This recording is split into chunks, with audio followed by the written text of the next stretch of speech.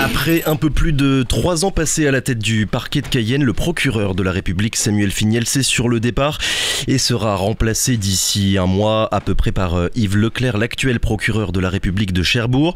Procureur à un poste exposé, représentant le ministère public, c'est lui qui dirige les services du parquet, qui dirige aussi les enquêtes, décide ou non de poursuivre un mis en cause et requiert une peine en cas de condamnation. Un magistrat qui est au cœur de l'activité de la police judiciaire, défenseur de l'ordre public, avec en Guyane beaucoup de travail au regard des chiffres de la délinquance. Quel bilan donc a tiré depuis ces 3 dernières années? Samuel Finiels, bonjour. Bonjour Victor Zamit. Merci beaucoup d'être avec nous et d'avoir accepté notre invitation pour votre dernière interview sur Radio Pays avant votre départ de Guyane. Vous êtes arrivé ici début 2019 et vous allez rejoindre le parquet de Toulon.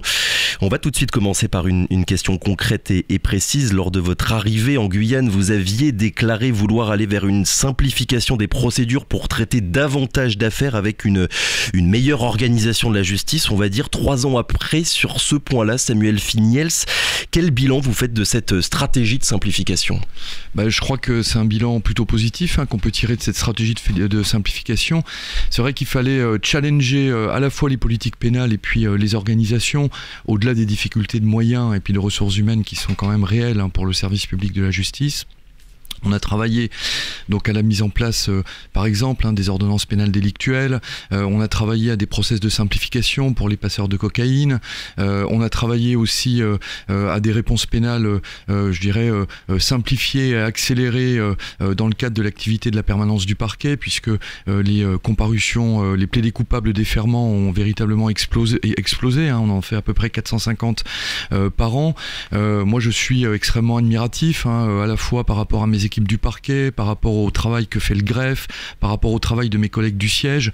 Vous savez, le tribunal judiciaire de Cayenne, il peut être cité en exemple, pas que dans l'outre-mer, mais aussi par rapport aux juridictions métropolitaines. C'est un tribunal qui juge aujourd'hui 7 jours sur 7. Vous avez 7 jours sur 7 des personnes qui sont présentées au tribunal judiciaire de Cayenne en garantissant, puisque vous le disiez tout à l'heure, le procureur de la République est là aussi pour, traiter des conséquences judiciaires des problématiques d'ordre public. Il a aussi en tête, puis mes équipes, elles ont aussi en tête une autre mission qui est absolument fondamentale du procureur de la République, c'est aussi s'assurer que les droits, les libertés sur ce territoire sont aussi respectés. L'un ne va pas sans l'autre. Et donc, je crois que là, on a un pari qui est plutôt réussi. Le tribunal judiciaire de Cayenne, vous savez, sur l'année 2021, je crois que c'est 30% de décisions pénales en plus qui ont été rendues par rapport à l'année 2019. Donc il y a des efforts très importants qui ont été faits par les équipes là, sur ce plan. Mais pour résumer la situation actuelle, est-ce qu'il n'y a pas trop d'affaires pour un nombre limité de personnel à plusieurs reprises? Vous avez dans le passé répété que les moyens, les effectifs ne faisaient pas tout, mais ils conditionnent malgré tout le bon fonctionnement de la justice. Ça a été un des sujets mis en avant par cette mobilisation historique des magistrats il y a plusieurs mois. La Guyane, est-ce qu'elle continue d'être sous-dotée, Samuel Finiels? C'est surtout par rapport à il y a 3 ans, lorsque vous êtes arrivé. Est-ce que vous notez des changements sur cette question des effectifs et des moyens alloués à la Guyane? Alors il y a plusieurs problématiques derrière votre question. Il y a des problématiques immobilières derrière tout ça.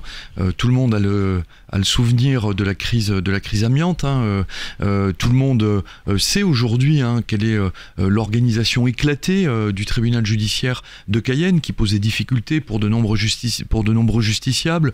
Notre site principal qui est situé au Larivot, qui pose des problèmes d'accessibilité, pas que pour les justiciables, un site principal qui est situé au Larivot sur lequel on a pas assez de place, parce que aujourd'hui on peut nous dire vous allez avoir des renforts en greffiers, en magistrats. La question qu'on se posera avec le directeur de greffe et puis avec le président du tribunal judiciaire, Mareza Bassi, c'est de savoir où est-ce qu'on va pouvoir les mettre, dans quel bureau est-ce qu'on va pouvoir installer les renforts qu'on aura. Et c'est vrai que cette situation, malheureusement, elle perdurera jusqu'à l'entrée en service de la cité judiciaire 2025-2026. Alors derrière votre question, il y a des réalités aussi qui sont celles, d'un investissement qui est exceptionnel que fait le ministère de la Justice pour la Guyane. On a plus de 300 millions d'euros d'investissement. C'est des dizaines et des dizaines d'emplois qui vont être créés sur Saint-Laurent-du-Maroni, notamment avec le nouveau tribunal judiciaire, avec le centre pénitentiaire de 500 places qui sera localisé sur place. C'est des emplois indirects. Donc le territoire guyanais est au cœur des préoccupations du ministère de la Justice, parce que c'est ses plus gros programmes d'investissement sur un plan national. Ils se réalisent sur le territoire guyanais. Donc là, on est dans une période de transition en quelque sorte, après, en attendant la livraison de cette cité judiciaire. Vous avez tout à fait raison. Et en fait, la difficulté pour les années à venir, pour le tribunal judiciaire de Cayenne, c'est de pouvoir tenir les lignes pendant cette période de transition de la meilleure manière possible. Alors sur cette période de 3 ans, il y a eu des renforts d'effectifs. Je crois qu'il faut bien le reconnaître. Mais en fait, ces renforts, ils sont confrontés à la situation guyanaise. Moi, j'ai pour habitude de dire que la Guyane, c'est comme un train à grande vitesse, par l'explosion démographique qu'elle connaît tous les ans. C'est 7000 habitants de plus par an, le territoire guyanais. Puis en plus, je suis pas tout à fait sûr que ces chiffres, vu le nombre de personnes qui vivent dans des zones qui sont des zones d'habitat spontané, je ne sais pas si on a une véritable certitude sur ces chiffres. En 3 ans, par exemple, c'est 21 000 personnes, 21 000 potentiels justiciables de plus sur le territoire guyanais. Et donc tout l'enjeu pour l'État, plus particulièrement pour le ministère de la Justice, c'est de pouvoir, il n'y a pas que de l'investissement de rattrapage, il y a aussi de l'investissement massif à avoir sur ce territoire pour pouvoir, je dirais, coller en permanence à ce train à grande vitesse qu'est la Guyane et être resté accroché au wagon de ce train à grande vitesse. Et donc c'est tout l'enjeu, et je ne pense pas que le ministère de la Justice et le service public de la justice soit le seul service de l'État qui soit dans cette situation-là. Je pense qu'on est tous dans cette situation-là. Il ne faut pas réfléchir à la justice de manière évidemment isolée par rapport au reste de la société guyanaise. Selon l'USM et d'après les critères du Conseil de l'Europe, la Guyane devrait compter une trentaine de procureurs et une cinquantaine de juges, sans compter les autres personnels. On en est où sur ces chiffres-là, Samuel Fignels? Écoutez, ces chiffres, ils ont été calculés par rapport à un organisme qui s'appelle la CEPEJ, qui est en charge d'analyser sur un plan européen les budgets qui sont dévolus au ministère de la Justice et le nombre de magistrats et puis je dirais des équipes autour du magistrat qui sont alloués par les États. Et c'est vrai que la situation de la France, c'est une situation... Oui, c'est pas que la Guyane pour le coup, c'est vrai que c'est la France de manière générale qui a un retard. La situation de la France de manière générale est manifestement en retard par rapport à ça. C'est vous dire aussi quelle est la performance au quotidien que réalise le service public de la justice, que réalisent mes collègues magistrats, qu'ils soient du siège ou du parquet, puis que réalisent les équipes, parce qu'il y a tous ceux qui travaillent dans l'ombre des magistrats, il y a nos équipes de juristes assistants qui sont présentes quotidiennement au tribunal judiciaire de Cayenne, il y a les équipes de greffiers et de fonctionnaires, sans lesquels, je dirais, on pourrait rien faire. Et donc, c'est dire la performance au quotidien qui est réalisée. Un magistrat réalise le travail dans d'autres pays qui est fait par 3, 4, voire 5 magistrats. Et donc ça, c'est des choix qui doivent être faits sur un plan national, et c'est des choix qui sont éminemment politiques. Donc il appartient au pouvoir politique de prendre les mesures qui jugent utiles là-dessus. Après, c'est aussi cette situation, elle doit conduire à nous interroger sur notre office. Et sur votre office, c'est-à-dire sur le périmètre des missions des magistrats du siège et puis aussi des magistrats du parquet. Et là, on doit avoir, je crois aussi qu'on doit aussi un peu faire notre révolution culturelle et puis se dire qu'il y a quand même un certain nombre de secteurs d'activité sur lesquels on peut peut-être trouver d'autres modes de réponse que des modes de réponse qui sont des modes de réponse judiciaires. Et pour nous aussi, vous savez, sur ce territoire très attachant qu'est la Guyane, l'enjeu pour le procureur de la République et l'ensemble de ses équipes, il y a des enjeux fondamentaux de politique pénale. Et pour moi, l'enjeu sur ces 3 ans, c'est de savoir où est-ce que je mets la barre. Si je mets la barre qui est en termes de politique pénale qui est trop haut, on risque de ne pas pouvoir passer cette barre. Et donc, il faut être en mesure de pouvoir abaisser la barre, abaisser la barre, ça ne veut pas dire renoncer, ça veut dire qu'il faut trouver d'autres moyens de traiter les affaires faire, d'autres moyens de sanctionner un certain nombre de comportements. Lesquels par exemple? Quels autres moyens alternatifs? Par exemple, il y a un gros travail qui est fait par les services de police et de gendarmerie sur toutes les marchandises qui sont importées illégalement sur le territoire guyanais. Vous avez le poste de contrôle routier d'Irakubo qui travaille jour et nuit sur ce point. Vous avez les douanes qui travaillent aussi jour et nuit sur ce point. La question qu'il faut se poser, c'est est-ce que les saisies des marchandises auxquelles ils procèdent, qui ont une valeur marchande qui est très importante, c'est pas une réponse qui est suffisante. La sanction financière qui est liée à la saisie des marchandises et à la confiscation des marchandises, moi pour ma part je considère que c'est une réponse qui est suffisante sans qu'il soit nécessaire au-delà d'actionner toute la machine judiciaire derrière tout ça. C'est les stratégies qu'on déploie aussi dans le cadre de Harpie, avec toutes les saisies destructions qui sont opérées en cœur de forêt amazonienne, et là aussi en se disant que ça c'est quand même un élément qui est particulièrement fort de la politique pénale, et sans qu'il soit sans qu'on en ait non plus les capacités complètes de pouvoir extraire les 9000 orpailleurs illégaux qui sont situés en cœur de forêt amazonienne.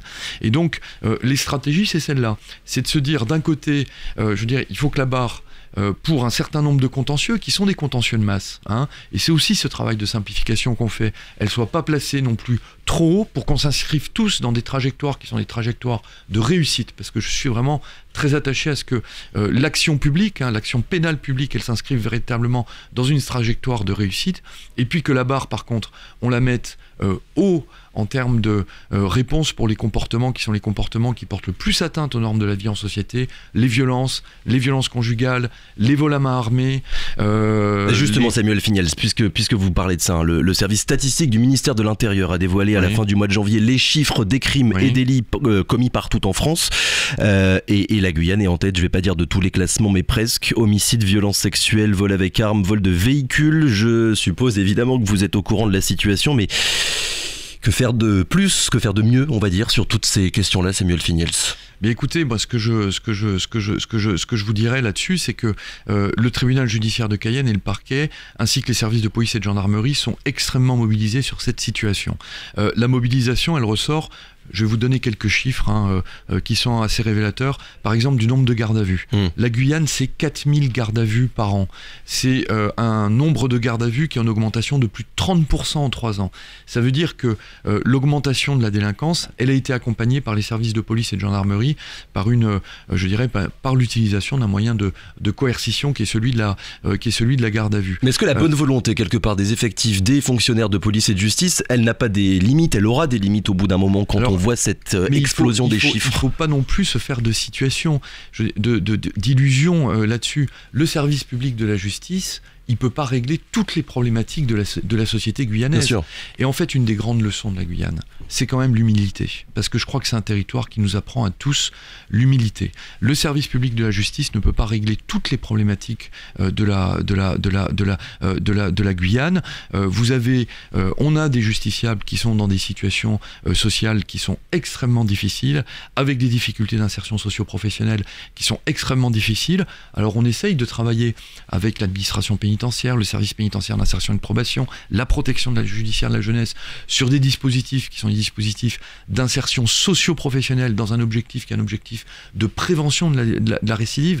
Mais cette politique, elle a aussi ses limites par rapport à la masse et par rapport à la situation de ce département qui est, après Mayotte, un des départements et la collectivité qui est la plus pauvre du territoire national après Mayotte. Et ça, le service public de la justice, elle ne peut pas prendre la responsabilité globale de cette situation, parce que ça interroge des politiques qui sont pas de notre champ de compétences, ça c'est la première chose que je voulais vous dire, et puis pas des politiques qui sont pas de notre champ de compétences, et puis donc ça veut dire quoi? Ça veut dire que c'est pas nécessairement de nos missions, et puis il y a la massification auquel on est confronté de ce type de situation. Donc on est mobilisé donc sur, l'action pénale, elle est mobilisée sur l'augmentation de la délinquance, qui est réelle, vous avez raison de le souligner, notamment pour les vols à main armés par arme à feu. on ne reste pas pantois par rapport à cette augmentation de la délinquance. On a créé un groupe local de traitement de la délinquance sur la circulation irrégulière des armes. Et là aussi, moi, je voudrais souligner le travail qui est fait par la direction territoriale de la police nationale, la gendarmerie nationale. C'est toutes les semaines plusieurs personnes qui sont interpellées en possession d'armes à feu, qui sont toutes systématiquement déférées au parquet avec des armes à feu qui sont toutes systématiquement envoyées pour analyse à l'Institut de recherche criminelle de la gendarmerie nationale ou au laboratoire interrégional de police scientifique, avec des comparaisons balistiques qui sont faites systématiquement pour voir si elles ont été utilisées dans le cadre d'homicide, avec des matchs positifs. On a par an une demi-douzaine de matchs positifs sur des armes à feu qui ont été utilisées dans le cadre d'autres systèmes. Donc on a une politique qui est résolument offensive vis-à-vis de ça. On a une politique qui est offensive vis-à-vis des gangs, vis-à-vis des bandes, parce qu'on a une situation aussi qui est, je dirais, qui est délicate sur le territoire guyanais. Sur ce point, il y a un gros travail d'inventaire de ces bandes qui a été fait par les services de police et de gendarmerie sous la direction de mon parquet. On est offensif sur les violences conjugales. Vous avez des mesures qui sont des mesures très fortes qui ont été prises en matière de lutte contre les violences conjugales. Aujourd'hui, vous avez 26 femmes en Guyane qui bénéficient de téléphones grand danger. On a 3 bracelets anti-rapprochement qui ont été accordés. On a une chargée de mission violence intrafamiliale qui tous les jours travaille sur les gardes à vue qui sont prises en matière de violences conjugales. On a les associations des 2 victimes qui sont mobilisées sur ce point. Et donc comme je vous le disais, dans la masse auquel les officiers de police judiciaire, le parquet, le tribunal correctionnel est confronté quotidiennement, cette masse, on essaye de la traiter avec les meilleures réponses possibles. 1300 déferments sur l'année 2021, qui est un chiffre qui est absolument exceptionnel et qui atteint les plus grosses juridictions du territoire national. On essaye de la traiter de manière offensive et puis on essaye aussi de la traiter de la manière la plus intelligente possible, en essayant de coller à la réalité de cette délinquance. C'est le sens de ces groupes locaux de traitement de la délinquance que le parquet de Cayenne a mis en place. Alors, autre sujet, Samuel Fignels, pour continuer de parler de cette délinquance-là, la lutte contre la délinquance économique et financière, l'argent qui est brassé illégalement sur le territoire, c'était une de vos priorités à votre arrivée, rien que sur le volet de l'orpaillage illégal et le trafic de drogue. C'est dur d'avoir des chiffres précis, mais il y a plusieurs dizaines de millions d'euros qui sont blanchis par des organisations criminelles en Guyane. Quel bilan vous faites sur ce point de ces 3 années d'activité? Alors écoutez, oui, vous avez raison de le dire, la lutte contre la délinquance économique et financière fait partie des priorités d'action publique du parquet de Cayenne. Je crois là aussi, grâce au concours du groupe d'investigation et de recherche de Guyane, on a des résultats qui sont particulièrement probants. La saisie des avoirs criminels, c'est plus de 4 600 000 euros en 2021 de saisie des avoirs criminels. Donc il y a une empreinte pénale sur la délinquance économique et financière qui est réelle, et j'espère que cette empreinte pénale qui s'exerce aujourd'hui sur cette délinquance économique et financière, elle va permettre à un certain nombre de délinquants de pouvoir entendre raison et de respecter les règles normales de la vie économique sur ce territoire. 4 600 000 euros de saisie d'avoirs criminels. En 2018, c'était à peu près 600 000 euros de saisie des avoirs criminels. Donc là aussi, c'est un sujet sur lequel on a travaillé sur à la fois les politiques pénales et puis à la fois l'organisation juridictionnelle pour avoir une organisation qui permette de traiter cette masse. Et donc là aussi, les résultats me semble-t-il, sont présents. Est-ce qu'il ne faudrait pas créer en Guyane, Samuel Fignels, et c'est ce qu'a d'ailleurs demandé tout récemment la sénatrice Marie-Laure Finira-Hort, créer ce qu'on appelle une JIRS, une juridiction interrégionale spécialisée qui est chargée des plus gros dossiers de délinquance et de criminalité organisée. Actuellement, c'est celle de Fort-de-France qui est compétente à la fois pour les Antilles et pour la Guyane. Oui. Qu'est-ce que vous en pensez, Samuel Fignels? Est-ce que ça changerait quelque chose que la Guyane bénéficie de cette juridiction-là? Alors, quand je vous disais tout à l'heure que pour un certain nombre de contentieux, il ne faut pas placer la barre qui est très haut, c'est notamment la lutte contre la criminalité organisée.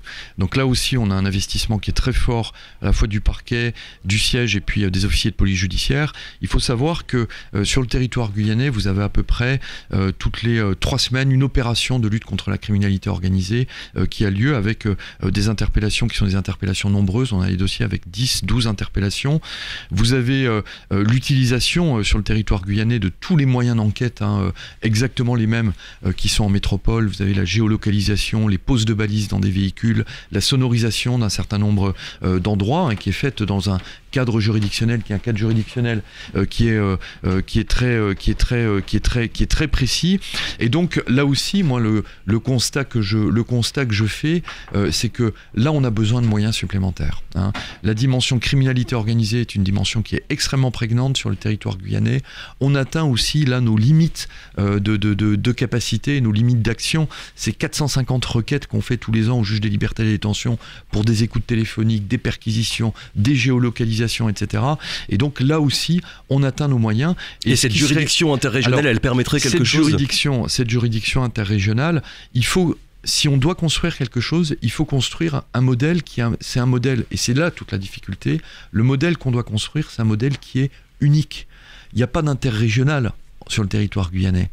C'est une seule région, c'est une seule collectivité. Donc l'acronyme interrégional ne pourrait pas s'appliquer à l'organisation qui devrait être choisie sur le territoire guyanais.